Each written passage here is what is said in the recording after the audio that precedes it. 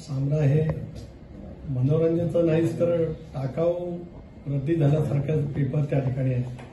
संजय राऊतांनी अलीकडच्या कालावधीमध्ये त्या वर्तमानपत्राचा वापर ज्या हिणकस पद्धतीने राजकीयदृष्ट्या करण्याचा प्रयत्न केला आहे, त्यामुळे सामन्याचा वाचक एकेकाळी हिंदुत्व सम्राट बाळासाहेब ठाकरे हे ज्या वेळेला यांच्या नेतृत्वाखाली चालू होतं, उद्धवजींच्या वतीमध्ये सुद्धा मला नक्कीच त्या ठिकाणी आदर आहे.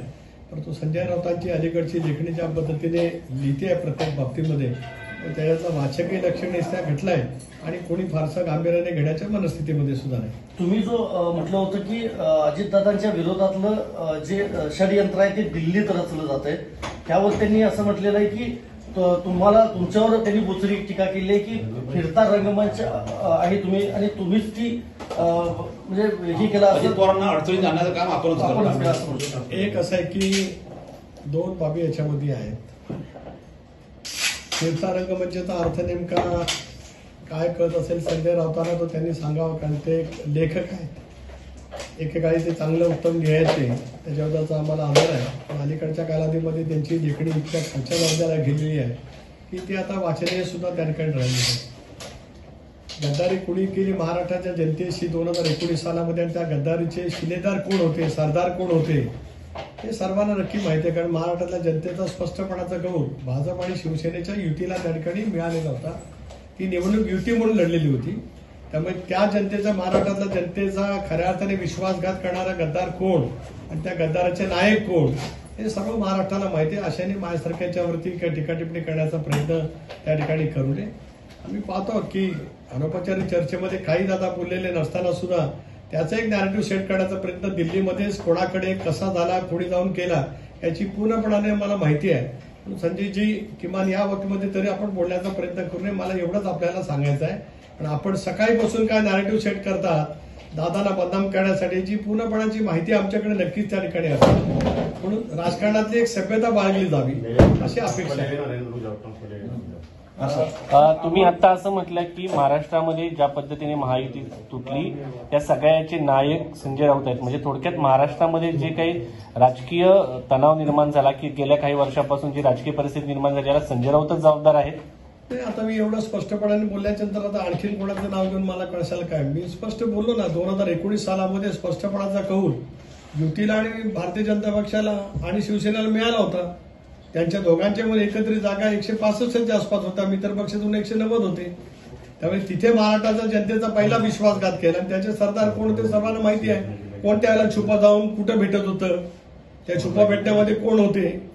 आता वेषांतर असायचं का, जॅकेट घातला जायचं का, सदरालिका घातला जायचा, ज्यांचं त्यांना माहिती. सर, अमोल मिटकरींच्या गाडीवर हल्ला झाला, त्यांनी राज ठाकरेंवर टीका केल्यानंतर हल्लेखोराचा हृदयविकाराच्या झटक्यानं मृत्यू झालाय. पण ज्यावेळेला त्यांनी सुपारीबाज म्हटलं राज ठाकरेंना, त्यांना आता स्टेपनीबाज हा शब्द वापरलेला आहे मनसेकडून. एक असं आहे की अमोल मिटकरींच्या गाडीवरती जो हल्ला झाला तो निंदनीय आहे. अभिव्यक्ती स्वातंत्र्यामध्ये प्रत्येकाला आपापलं बोलण्याचा नक्कीच त्या ठिकाणी अधिकार आहे. राजसाहेब सुद्धा अनेकांची अनेक वेळेला मिमिक्री करतात, अनेकांच्या वेळेला ते घणाघाती टीका सुद्धा त्या ठिकाणी करत असतात. ती प्रत्येकाची एक शैली आहे. अशा वेळेला राजकीय पक्षांनी त्याच्यावरती उत्तर दिल्याच्या नंतर या पद्धतीचा भ्याड हल्ला करणं हे केव्हाही दुर्दैवी, अत्यंत चुकीचं त्या ठिकाणी आहे. ज्या व्यक्तींच्या दुर्दैवाने हृदयविकाराच्या झटकाने मृत्यू झाला त्याच्याबद्दल सुद्धा मी शोक या ठिकाणी व्यक्त करतो, कारण असं घडणं काही ठीक नाही. बाकीची जी काही टीका टिप्पणी चालू आहे ती महाराष्ट्राच्या संस्कृतीला धरून असं मला स्वतःला का वाटत नाही. तटकरे साहेब, जेव्हा 2019ला सत्तांतर झालं तेव्हा देवेंद्र फडणवीस हे स्वतः वेषांतर करून बाहेर पडत होते, भेटी घेत होते असं सांगितलं गेलं. स्वतः अमृता फडणवीस यांनी सांगितलं. त्यानंतर एकनाथ शिंदे यांनी तर सभागृहात सांगितलं की मी अशा पद्धतीने भेटी घेत होतो. मात्र अजित पवार यांची भेटीच्या संदर्भात ज्या पद्धतीने नॅरेटिव्ह सेट करण्यात आलाय याबद्दल काय सांगा? दोन गोष्टी आहेत की 2019ला देवेंद्रजी फिरत नव्हते, त्यांनी असं कुठे म्हटलं नाही. 19ला उलट स्पष्टपणाचं बहुमत होतं. 19ला उलट आम्ही भारतीय जनता पक्षाबरोबर सरकार बनवण्यासाठी वाटाघाटी खूप मोठ्या प्रमाणावरती पुढे केल्या होत्या केंद्रीय नेतृत्वाच्या सहित. त्याच्यानंतर त्याच वेळेला आमची चर्चा म्हणजे राष्ट्रवादी काँग्रेस पक्षाची चर्चा ही काँग्रेस आणि शिवसेनेबरोबर सुद्धा त्या ठिकाणी सुरू झाली. त्याच्यात महाविकास आघाडीचा जन्म झाला. एक असं आहे की परवा ज्या वेळेला अनौपचारिक चर्चेत आपण सगळेजण आलात, आपल्या विनंतीनुसार आपली ती बैठक आपण ती झाली चर्चा तास दीड तास मोकेपणाने झाली. आपण आनंद व्यक्त केला की बदललेले दादा आपण पाहिले, पण जी न बोललेली वाक्य त्या ठिकाणी बोलण्यात येऊन जे काय घडलंय ते अनाकलनीय आहे. मला असं वाटतं की शेवटी एक सभ्यता असावी लागते आणि त्याच्यामध्ये आपण सर्वांच्या विनंतीनुसार आपण भेटलो आणि मी त्याच्यामध्ये पुढाकार घेतला. ती अनौपचारिक चर्चा होती, त्याच्यामधल्या काय हा संदर्भ असण्याचं काही कारण नव्हतं.